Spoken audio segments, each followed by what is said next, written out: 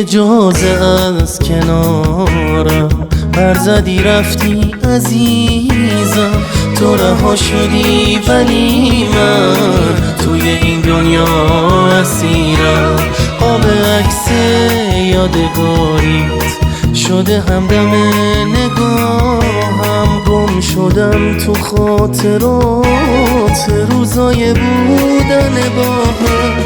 شیشه قلبم و تقدیر بعد رفتنت شکسته، نمیدونم که تقاسه چی سر راهم نشسته.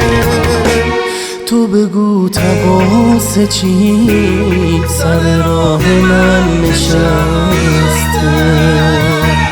باورم نمیشه رفتی تو دیگه بر نمیگردی، بغض سرد قصه ها تو نگام زندونی کردی. باورم نمیشه رفتی تو دیگه بر نمیگردی، بغض سرد قصه ها تو نگام زندونی کردی.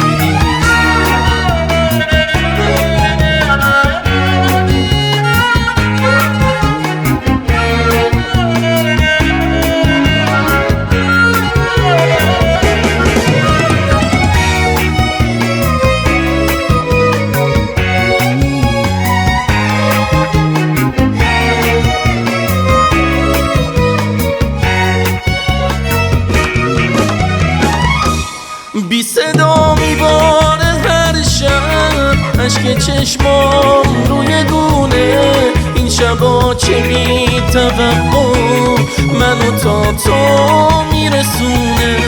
کاش میشد دوباره چشمام روی ماه تو ببینه، توی تاریکی حسرت تنها آرزوم همینه.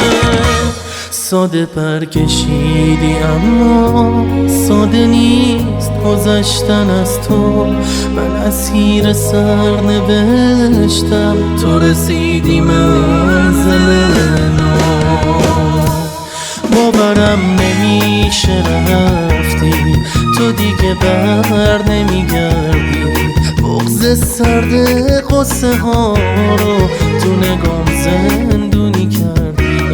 باورم نمیشه